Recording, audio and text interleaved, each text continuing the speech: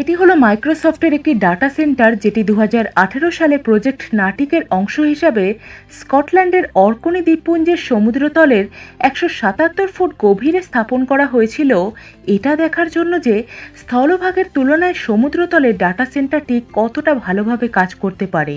কয়েক বছর পর যখন কন্টেনারে সিল করা ডাটা সেন্টারটি ওপরে তোলা হয়, দেখা যায় যে সেটি অবিকল প্রথম দিনের মতোই নতুনই আছে, কারণ সমুদ্রের তলায় সিল্ট থাকার ফলে অক্সিজেন বা আবহাওয়ার পরিবর্তন সেটার কোনো ক্ষতি করতে পারেনি। এছাড়াও স্থলভাগে সার্ভারগুলোকে ঠান্ডা করা এবং ইলেকট্রিক ও মেনটেনেন্স কস্ট অনেক বেশি পড়ে যেত।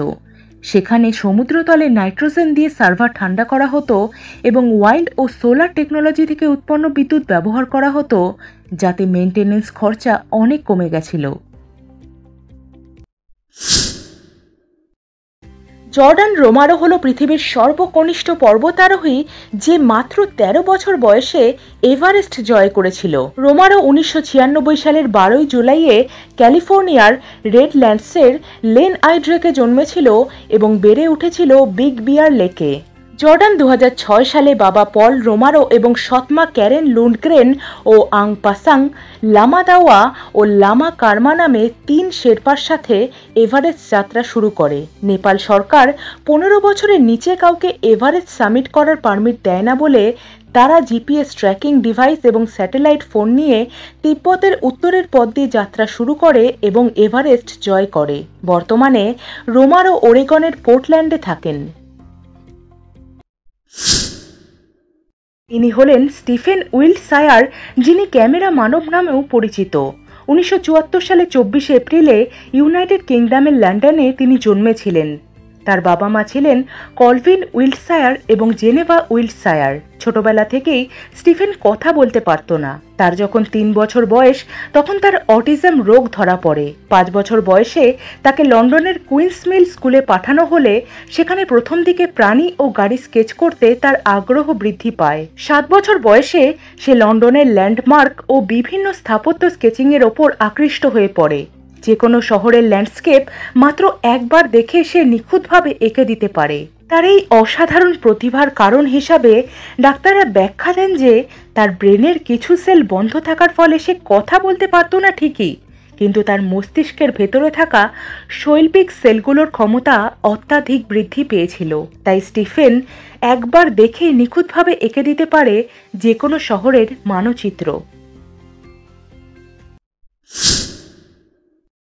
ইন্দোনেশিয়ার সেন্ট্রাল বালির বাতুর লেকের পশ্চিমে ট্রুনিয়ান নামে একটি আইসোলেটেড হিন্দু ট্রাইবদের ছোট গ্রাম আছে, যে গ্রামে কেউ মারা গেলে তার মৃতদেহকে বৃষ্টির জলে ধুয়ে সাদা কাপড় দিয়ে মুড়িয়ে 11টি বাঁশ দিয়ে ত্রিকোণায় একটি বাঁশের বেড়া তৈরি করে তার ভেতর মৃতদেহটিকে রেখে দেওয়া হয় তারু মেনায়ান ট্রি নামে একটা গাছের তলায়। আর এই রিচুয়ালটির নাম হলো মেপাস। মৃতদেহটির সম্পূর্ণ শরীর ঢেকে দেওয়া হলেও মুখটা খোলা রেখে দেওয়া হয়।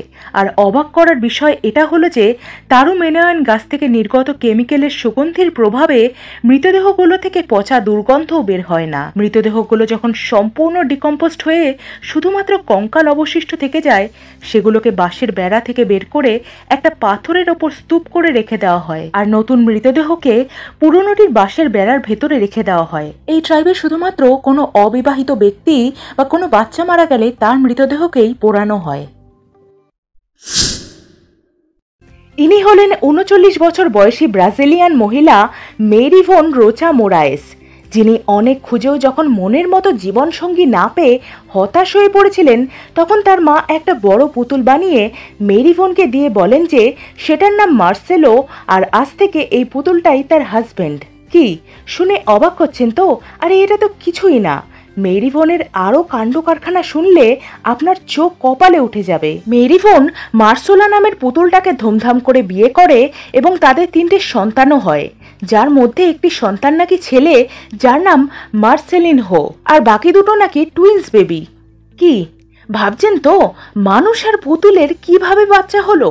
আর এই বাচ্চাগুলো পুতুল হাজবেন্ডের মতোই ফেক বেবিস। দীর্ঘ বছর সিঙ্গেল থাকার ফলে মেরিভনের মানসিক বিকৃতি ঘটেছে, যার ফলে সে পুতুলকেই নিজের হাজবেন্ড বলে মনে করে। এটি ভারতের গুজরাট রাজ্যের পাটান শহরের সরস্বতী নদীর তীরে অবস্থিত একটি প্রাচীন কূপ, যেটি রানী কি ভাও নামে পরিচিত।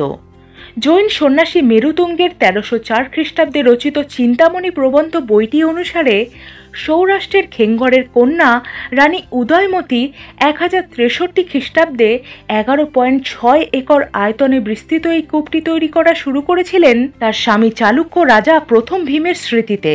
30 মিটার গভীর এই কূপটির 7টি স্তরে সিঁড়ি আছে। এছাড়াও কূপটির দেয়ালে 800টিরও বেশি ছবি খোদাই করা আছে, যার বেশিরভাগই বিষ্ণু মূর্তি। কূপটির শেষ ধাপে একটি 65 মিটার লম্বা, 20 মিটার চওড়া এবং 28 মিটার গভীর একটা ইদারা আছে। দীর্ঘ 20 বছর সময় লেগেছিল রানী উদয়মতী এবং কর্ণ দ্বারা নির্মিত এই কূপটি সম্পূর্ণ হতে। কূপটির একদম শেষ ধাপে একটি গোপন সুড়ঙ্গ আছে, যেটি পাটানের নিকটবর্তী শহর শীতপুরে গিয়ে পৌঁছায়। 2014 সালে রানী কি ভাওকে ইউনেস্কো বিশ্ব ঐতিহ্যবাহী স্থান হিসাবে ঘোষণা করা হয়। 2018 সালে 100 টাকার নোটের পিছনে রানী কি ভাও চিত্রিত করা হয়েছিল। এটি হলো পৃথিবীর ইতিহাসের সবচেয়ে বিগেস্ট বুল, যেটি 6 ফুট 4 ইঞ্চি লম্বা এবং যার ওজন 1.5 টন। নিকার্স নামের 7 বছর বয়সী এই ষাঁড়টি ওয়েস্টার্ন অস্ট্রেলিয়ার জিওফ পিয়ারসন ফার্মের প্রপার্টি। এই প্রজাতির ষাঁড়গুলো প্রধানত বড় আকৃতিরই হয় এবং এগুলোর 4 বছর বয়স হওয়ার আগেই এদের মেরে ফেলা হয় মাংস খাওয়ার জন্য। কিন্তু নিকার্স নামের এই ষাঁড়টির হাইট এবং ওজন তার প্রজাতির অন্যান্য ষাঁড়দের থেকে অনেক বড় হওয়ায় মাংস কাটার মেশিনে তাকে প্রসেস করা সম্ভব হয়নি, আর তার হাইট এবং ওয়েটের ভাগ্যেই তার জীবন বেঁচে গেছে।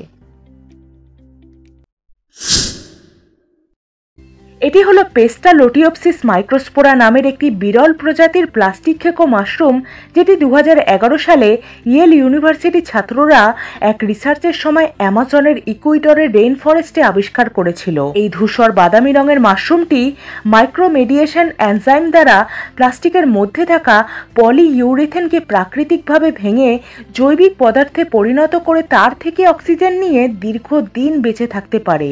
বাইরে থেকে অক্সিজেনের প্রয়োজনই হয় না এদের।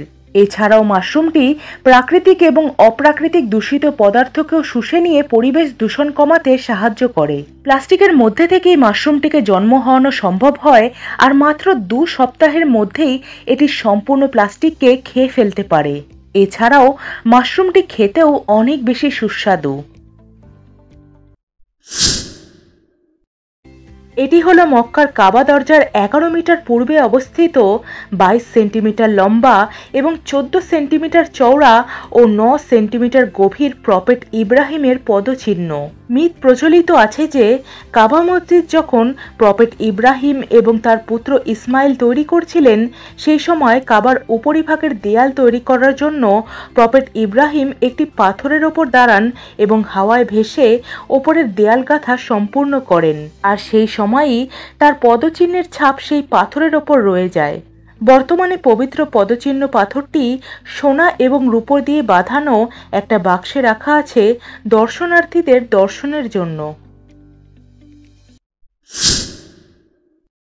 মাইক্রোনেশিয়ার ইয়াপ দ্বীপপুঞ্জের বাসিন্দারা মুদ্রা বা কারেন্সি হিসাবে একসময় ইয়াপের স্টোন মানি বা ফেই স্টোন বা রাই পাথর নামের চুনা পাথর দিয়ে তৈরি ডিস্কের মতো দেখতে এই বৃহদাকার চাকতিটি ব্যবহার করত।